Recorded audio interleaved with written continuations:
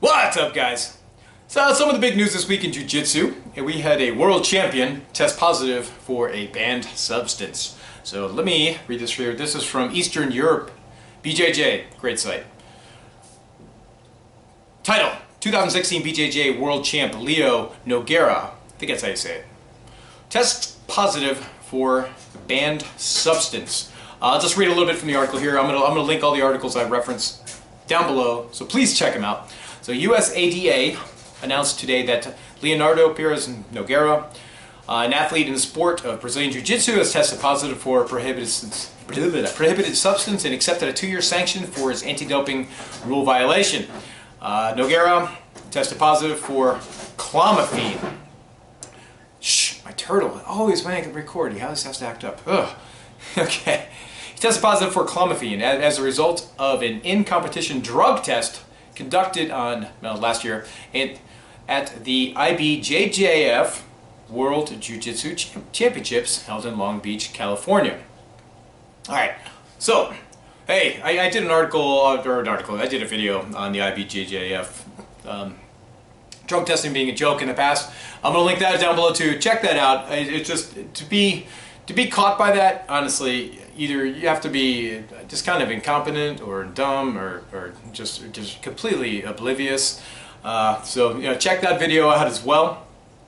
But anyways, this clomiphene, I wasn't sure what the hell it is. I've never been a steroid user, but I've been around them my whole life because I was involved in sports that a lot of steroid users. So lots of my friends, even roommates, it's always been around. I mean, I live in some apartments where there's syringes, I wouldn't say laying around, but they were pretty out in the open.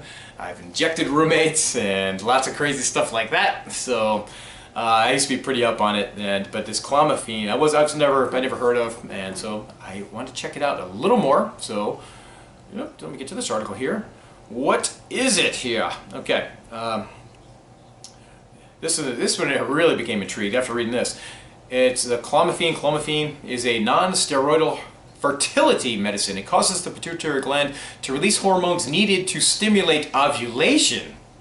So he wasn't a female, so this really intrigued me more. It's like, I don't think he's ovulating. So clomiphene is used to cause ovulation in women with certain medical conditions that prevent naturally occurring ovulation. And then it gave a list of symptoms and so forth, and it was like vaginal bleeding and bloating, little no urinating, hot flashes, flushing, headache, bleeding, spotting. I was like, whoa, okay, what is he doing for this? So a little more investigation kind of shed some light on why someone may be using this in our sport of jiu-jitsu. A male, that is. And obviously for women it seems pretty evident why they may be on it. But this is another article here. Medical treatment options for male infertility include the use of Clomid for men to stimulate sperm production. So medical treatment is most often prescribed for men who have hormonal abnormalities. For example, some men with low sperm counts have low levels of the primary male hormone testosterone.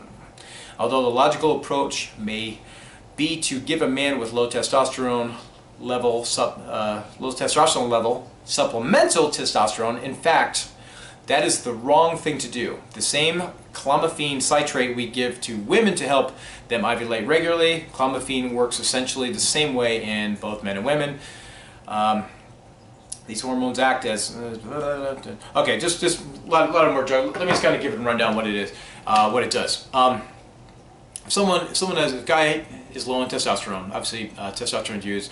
It's a muscle builder, but it's also things that it's going to build. People with larger testosterone evidently have higher sperm count. So it may seem obvious to people. Well, why doesn't someone just have a testosterone supplement?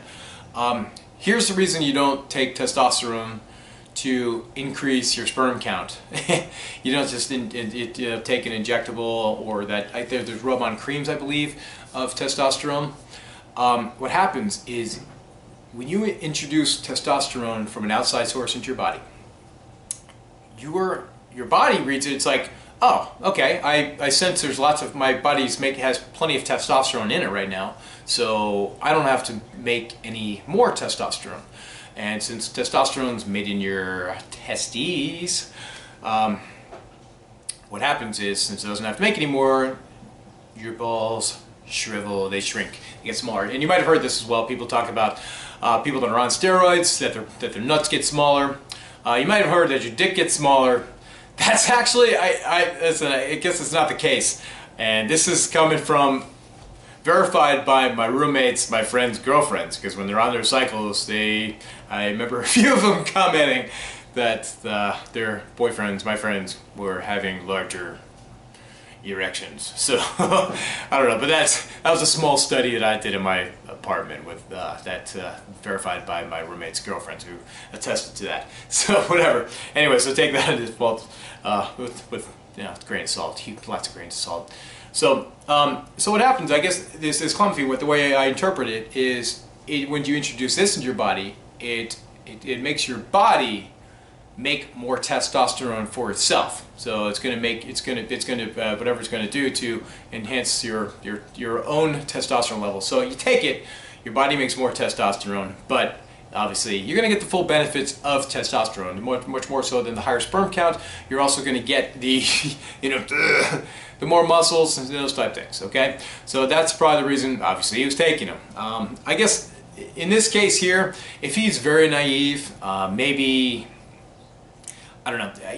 There could be plausible deniability in all this, where say he's he's a young man, maybe he's married, him and his wife, girlfriend want to have a child. He has low sperm count. They gave him this to better increase his chance of increasing his sperm count and having children. So I guess there's plausible deniability, and I'm sure he's probably doing that if that is the case. But anyways, it's still, though, you have to know what goes in your body at all times, and you have to check it out, especially before competition. You train at a high level, you perform at a high level, you compete at a high level.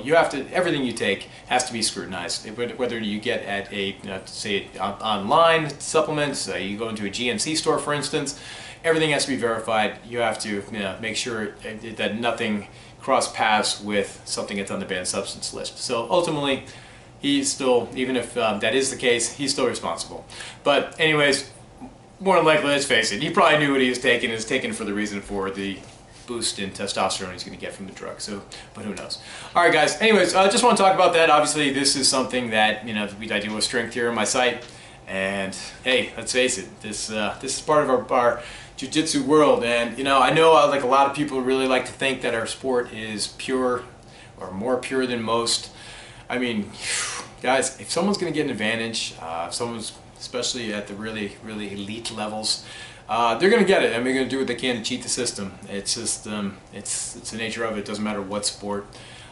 It's it too, man. I mean, I've seen some of the physiques in the jiu-jitsu world, and I'm not sure that's being done just by a lot of hard work and effort. There's some pretty amazing physiques these days, but whatever. That's probably a topic for another video I'll make down the road. Excuse me, guys. Oh, sick last week. All right, guys. Hopefully it clears things up a little bit. We'll see him talk about what he was taking and the reason for it.